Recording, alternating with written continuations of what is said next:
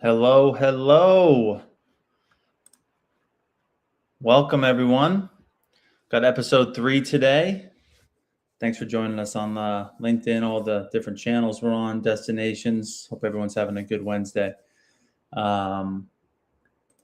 them going in here. So today, we got our third episode, 30 minutes for our AI for Business series. Hopefully my internet stays put. But over the last couple of weeks, we've been talking about kind of big picture AI, how it's revolutionizing industries. Ultimately, today, though, we want to kind of more come into with where you start and have a real actionable plan, a practical guide to adopting the AI that we're talking about. So excited to kind of get into it today. One of the questions, and really the number one question that I get, is not what is AI anymore, it's where to start, right? So it can feel a little bit overwhelming, all the tools and what have you out there. But really, today we're going to go over a practical roadmap and kind of implementing AI into your business, specifically for small and medium-sized businesses. So happy to have who's on here. Can't see it in the comments, but today I'm going to be joined by our Colorado partner, Chuck Acker, who's going to be helping us walk through some of the stages and things that he's seeing with his customers. So we will welcome him in. Chuck, give you a little applause. It might be a little slow on my end, but hopefully you can hear me okay. How you doing? I'm doing good, brother. I can hear you. Can you hear me okay? Yes, coming in loud and clear, my man. Hope Awesome, you're doing well. awesome. Well, for those that might not know you, Chuck, just wanted to give you a quick opportunity to introduce yourself, what you're all about, and then we can dive right in. Absolutely. Well, as you can see, the gray, I've been around for a while. Uh, I've lived a lot of different lives. My first love, of course, has been coming into the world of radio. So I worked in radio for several years. That's my first love. And after that kind of went away, I delved into nonprofit work, and sort of giving back to the community became my passion. And just as a precursor on the tech side, I'm not a dev, a coder, an IT guy. I'm not that. But over the last 10 years, I've really delved in to sort of where the technology is going with blockchain technology over the last 10 years. Uh, Signed up for a scholarship at Kingsland University for a software as a service certificate while I've been working in nonprofit and doing ministry work. And it's just been, over the last 20, 25 years for me, connecting with missions and people and helping them grow. One of the things that I keep seeing over and over is, whether it's people, families, and or businesses, it wasn't that they weren't working hard. It was that things were getting lost in the noise, slipping through the cracks. So, I've always tried to surround myself around good people with a cause and a mission. And they all are doing their best. But, a lot of times we just don't have the right or a real engine running behind what we're doing. And we need real systems holding everything together. And so, as that being sort of something that drives me in helping and building community and supporting folks, this was a natural place for me after all these years to be able to do some of the same things that I'm passionate about. Amen to that, Chuck. I think it fits right into the conversation we've been having with some of the other partners. Your background in helping these businesses, it's really about creating those systems that are going to help them, point them in the right direction, run things that, normally would manually be done, and help them scale like they'd be a larger company and not having to bring in more of the headcount that, again, normally would be applied to wanting to grow a business. So happy to have your experience in here and on the team. So what do you say? We get into it? Absolutely, man. Let's do it. Love it. Love it. So again, it's easy to kind of get distracted with all the AI tools out there. Everybody talking about AI automation. We preach it every day, right? So I just was curious, Chuck, why, from your perspective, we touched on this in a couple of our episodes previously, but from your standpoint, why is it a mistake for businesses to start using AI, buying software without a plan, essentially? Yeah, it's interesting you say that because, they call it the shiny object syndrome, right? And I've done that myself. It's like downloading a bunch of apps on my phone thinking it's going to make my life easier, right? And then now my phone, it's all cluttered with a bunch of icons, and it hasn't done anything to make my life easier. It's made things a lot tougher. So for me, when I got into this space, it wasn't about the tech. It was about fixing the problem. And so helping business owners, stop feeling buried alive, or folks in business in different areas, feeling like, they're barely keeping their heads above water. We want to help them actually feel like, they can have some things running smooth. And AI and automation is definitely something that can help with that. And someone like me, I've got ADD. And so I need as much help as I can get. I've lived my whole life without some of the tools that some people get early on. And I got to tell you, before automation, for me, it felt like I was riding in a horse and carriage. And now I feel like I'm in a rocket ship, same effort, completely different results.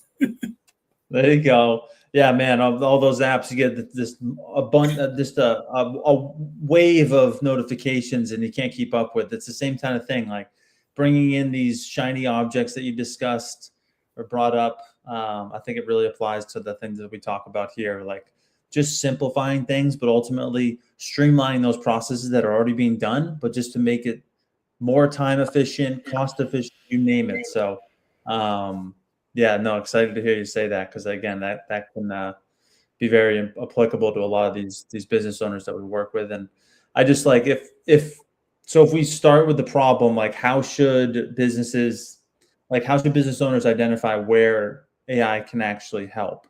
Where does that start from your standpoint? Yeah, well, first I would just say, start paying attention to those cracks in your business, right? Because if you don't, you're going to be working harder, right? And if you're a small business owner, and I've met small business owners who have struggled with some of the stresses of keeping everything together and keeping folks employed and providing top-notch service and customer service. And, some of this frustration, I've seen business owners where they have grown resentful of their own business, right? And who wants that when you got into this because it was something that you love or passionate about? And so I'll keep it simple. Us business owners, we already know where these things break down. And so we just haven't slowed down to take a look at it. And so, there's something they call the 3Ds. And this is where you need to focus on the dull, the dirty, or the demanding, right? So you need to ask yourself, what are these repetitive tasks that you hate doing? Where is data being manually copied and pasted? Also, what takes up 60 to 80% of your time, but only produces 20% of your value? Just ask yourself, seriously, what do I keep doing over and over that I shouldn't have to? Yeah. And The yeah, 3D. and sorry, and a lot of times, this usually happens around answering some of the same questions, right? And chasing down and connecting with numerous people, scheduling chaos, digging through messages and things like that.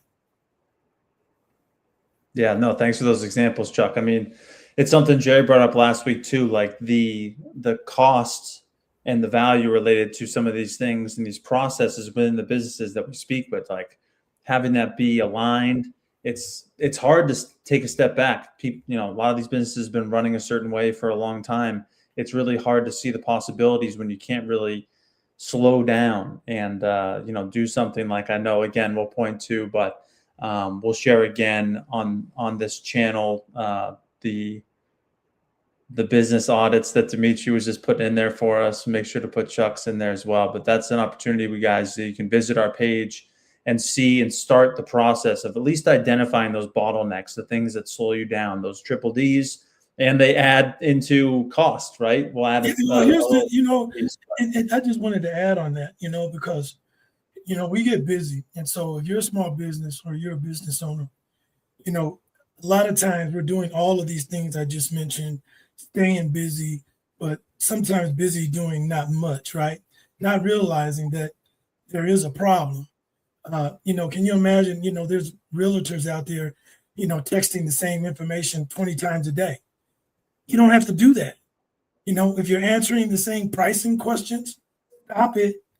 If, if you're missing follow-ups in your inbox, you don't have to do that anymore. So where I'd start, I would start looking at what you repeat every day and fix that first. Otherwise, you'll stay busy. Yeah. Well, you just kind of nailed it. I was just going to ask you what, like, let's give them some practical examples. Like, what are some of those? And you kind of just went through it. Like, what are some quick wins or low hanging fruit that you see, again, specifically for small to medium sized businesses, those folks that wear a lot of hats? Right. The most simple and, the low hanging fruit, stop missing opportunities. If your phone rings, nobody answers. If someone reaches out and you're not responding in a quick time, that's business walking out the door, right? People don't wait anymore. When you're thinking about missed calls, that equals missed customers, right? We're talking about if you're getting contacts or folks reaching out to you after hours for inquiries, that's lost revenue. And if you're slow to respond, quite simply, your competition wins. So make sure your business responds fast every time, because if you don't, somebody else will. Yeah. Move on to the next one. I know that's what I would do. Right? What are you going to do as a Instant customer? gratification. I'm calling Right. someone to do a service. They don't answer. I'm moving on to the next one, either on Google or wherever I'm looking. But yeah, no, that's a huge piece that I know I've seen as well. And even just booking appointments, like taking it a step further and answering frequently Yeah. asked questions or answering the phone simply, but having an AI that has the knowledge base that you would have, put Right. that input in, and they're able to book appointments too on the calendar, and it just runs from there. That's a simple application that that we'd love to show some people too. And I Right. know I And like that's the stuff. thing. It's funny you mention that, because the biggest connection I think that folks are missing, with the fear of AI and all of that, is if we know that folks are worried about AI taking over and not being able to connect with humans, but we want AI to be humanistic. And so, first of all, you got to think of it as being human.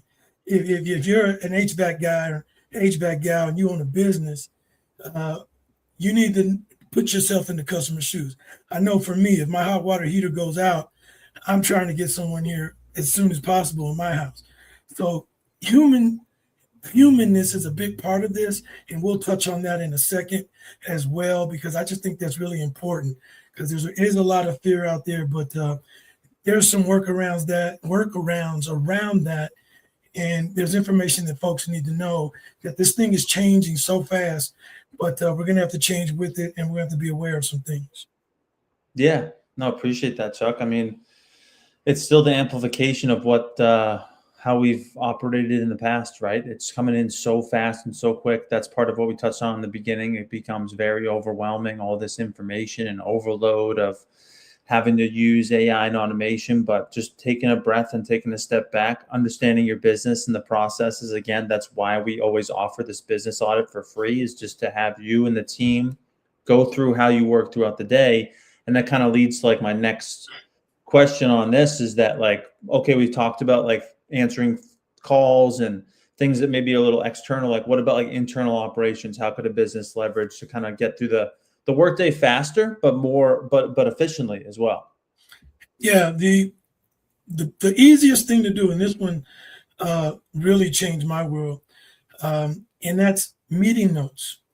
It's a great place to start internally. If you're meeting and you've got virtual calls, or you're in the boardroom and you've got the microphone and the speaker set up on the boardroom table, make sure all of that is going through someone's computer. No longer do we have to have someone in admin taking notes to be able to transcribe and get back to the team. Using AI meeting assistants to transcribe calls summarizes all the key points, and it automatically emails action items to the team. So this saves hours every week. And once again, for someone like me with ADD, this is just tremendous, because I know when I'm done with a call, and several minutes later, that I'm going to get in my email a summary and a breakdown of action points of things that not only I need to do, but everyone else on the team needs to do. which is so helpful. Gets everyone on the same page, keeps it consistent. Have a recording as well, Yeah, so yeah. that's just like rewatch it, re-rinse, like make sure that what you heard and what you think you heard after the fact, maybe hours, days after. That's another very simple application too. And like even social media, sorry, Chuck, what you That's what I was going to jump into, because the first one that I just mentioned, folks, the meeting notes in the transcriber, the AI transcriber that you can add to your calls or your virtual calls, you can do that now without anyone. There's applications and platforms out there. There's one called Fathom. There's one called Fireflies. You just sign up. They have a free version. There's also a paid version. But I would say do that right now if you're not. But the other one that you mentioned, definitely, man, social media. And I use this internally with Scale Through Automation, and being able to help with content creation. Using AI will help draft your first version of emails, newsletters, and social media posts. And for me, I don't want AI just spitting out anything, and it may not sound like me, right? I obviously don't sound like the typical person on LinkedIn. I come from a different culture and background.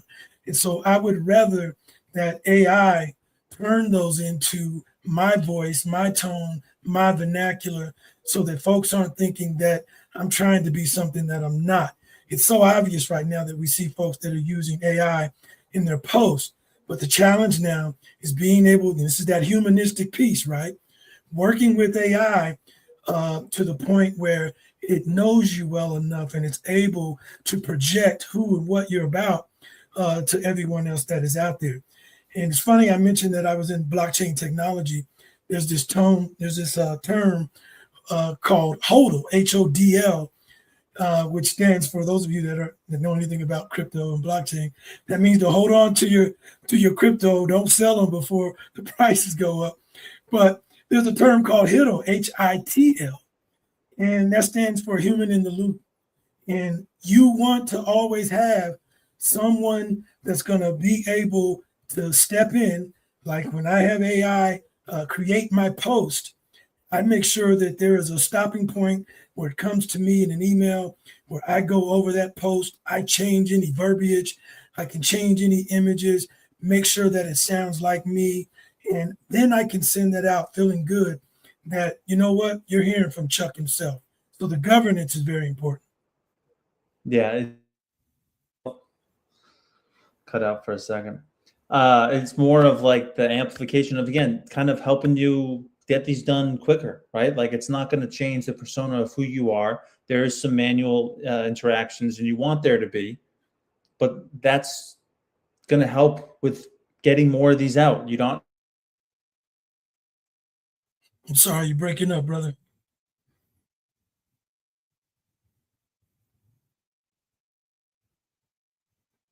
Hello, My you worst still there? nightmare is coming.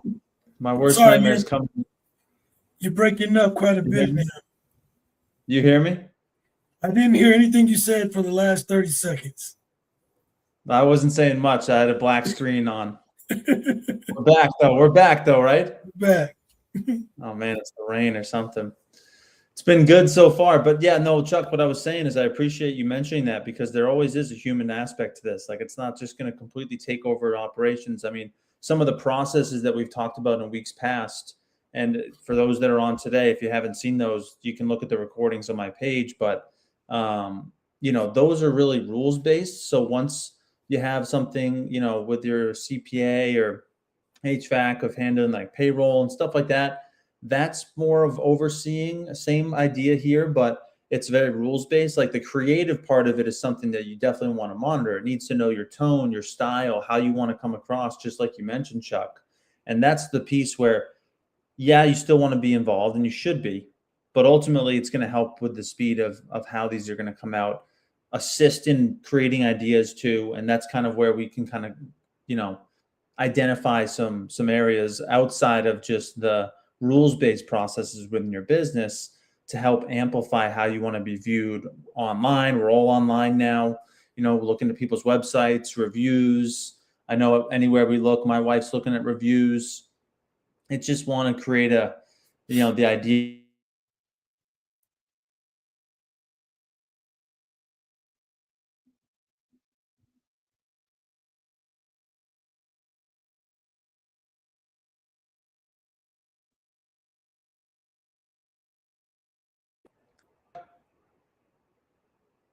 Can you hear me?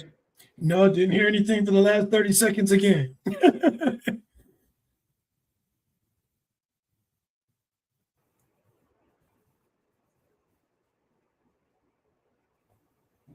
How you hear me now? I can hear you now. Yeah, you're breaking up on my end too. I don't know. Well, let's get on while we got it. You're frozen on my end. I don't know how I'm coming across. Okay. You good? I'm good. Can you hear me? Yeah, I can hear you. Okay, good. But I didn't hear your last question yet. To my point, I was just finishing up, and I saw a black screen, so I just decided to be quiet and going on. But so there's also I was kind of getting at the fear that employees might give a pushback. So what would you tell people how to handle kind of the cultural shift when introducing AI to some of these businesses that you're talking to? Yeah, man. Communication is key, right? And when I mentioned HITL, HITL, human in the loop, you have to frame it. If you're a business owner, and this is something that you're starting to expose yourself to, your business to, you have to frame it as an extension of the employee, not a replacement. And just a precursor, for young people and folks that are thinking that AI is going to take all of your jobs. What's going to happen is that the folks that are going to take your job are folks that know how to use AI, interact with AI. And so if you're not already sort of delving into some of that, it's going to be tough for you to continue in the workplace and feel like you can compete. And so there is still this humanistic piece that has to be attached to the work that we're doing, And so I heard someone say, it's the Iron Man suit for the employee. This allows you to handle the boring stuff, or allows AI to handle the boring stuff so that you can focus on the creative stuff, high level work, the cause of your business, the mission of your nonprofit, stuff you actually enjoying in the work that you do. It frees up all of these things that can allow you to be more productive, for your employees to be more productive. And guess what? They're going to be happier and more excited about coming to work every day, because they're not going to be bogged down with repetitive emails, and they'll be able to focus on customers. Yeah, no, I love that. So we talk about all these quick wins and low hanging fruit and why to get into AI. Why wouldn't a business owner just go and do this themselves over the weekend? What would your advice be there? Well, there's a lot of that going on. And as many of you already know, I know you're inundated with inboxes and folks talking about AI and automation. There's a lot of things going on out there, but integration is hard. It's harder than it looks. And so if someone's telling you that they can come in and set you up, or that you think you can set yourself up, this is where you can get stuck. It's not the tool, it's getting everything to work together. And so you need to have some things in place that can bring your calendars, your messages, your customer info. You want all of that to be connected and streamlined, working in harmony with one another. Things can break if you're not doing that. Some of the things that we're seeing that are coming out of this is, with these initial setups that folks are sort of cutting corners on, is you'll see double bookings. You'll see lost leads. Messages are not going out or coming in. There'll be slow or broken follow-up. At Scale Through Automation, what we do and what I love about what we do is we're a full stack company. We're not just someone out here saying, hey, I can give you AI. We've got a whole team behind what we do across the globe that helps us, right? So what we do is we help you design it. We design it, we build it, we deploy it, and we support it 24/7. And so that's where you want to be if you're a business, because who wants to create something and feel like things are going well and then it falls apart? And who are you going to call? You can't call your cousin who set it up for you because he may not really know how to connect all of these dots. And so I say, like within anything, try to make sure that you're connecting with the right folks to be able to set you up for the best level of success. And like you mentioned, we have a business audit, a free business audit, and feel free to inbox me, connect with me anywhere that you're hearing here, and I can get you a link to be able to get that free business audit. And this free business audit will tell you exactly where AI and automation fits into your business. And I'll give you a free blueprint to kind of have a look at it, and you can take that anywhere you want. But this is sort of the thing that we should be doing as AI is becoming more prevalent in our society, is that we're going to have to walk alongside you, and you're going to have to allow us to walk alongside you or build that trust with folks that are going to be able to help you out. Yeah, appreciate that, Chuck. It's always the input of your business to get the output. We're here to help. We've got the experience. We've got the team. So really appreciate you going through a lot of this stuff today. I know we had some connection issues. I don't know if that was on my end, but thank you for powering through. I hope it came through relatively clean, guys. Again, we've got the business audit on there. Totally free. Great opportunity just to at least, I always say, hey, if you want to partner with us, great. We've got people like Chuck that you're able to work with that have an unbelievable background and candidness to like how he works. So I really pranked up again. We'll get off. We're almost at the bottom of the hour. Just again, wanted to point to that audit, give you an opportunity to at least find the bottlenecks in maybe not how you're operating, but some of your employees too. That's been a big piece of what we've been able to offer, is really identify some of those other areas. So really helping in identifying some practical use cases here, Chuck. Looking forward to seeing you more in action throughout these next months or so. But thank you. You've really shined a light on some of these just practical quick wins that folks can aim to and then build from there. That's another big piece of it. Like start small, kind of see where it goes, and let AI learn from us and from the business, and man, get better and better and scale. Yeah, you're so right. And I would just tell folks, figure out what your workflows are, what your systems are. The more that you know up front, the better off that we're going to be able to help you. So look forward to hearing some of you guys. Thanks for having me, though. I really appreciate it. Yeah, absolutely, man. Well, hopefully these guys will get into your inbox soon. I mean, the best time to start was last year, so second best is now. We'll see what we can do. But next week is going to be our final episode, guys. So this series will be wrapping up, but we'll continue to go through kind of talking about conducting the full-time audit, scaling AI across your entire organization. So not only identifying these quick wins and low-hanging fruit, but really how to do that full audit, starting with the business audit, but other areas that will help identify as well. So thank you again, Chuck, and have a great rest of your day, man, and everybody else on here. All right, folks. Hashtag AI for good. There you go. AI for business, AI for good, man. That's Series right. hashtag right there. That's Appreciate right. you.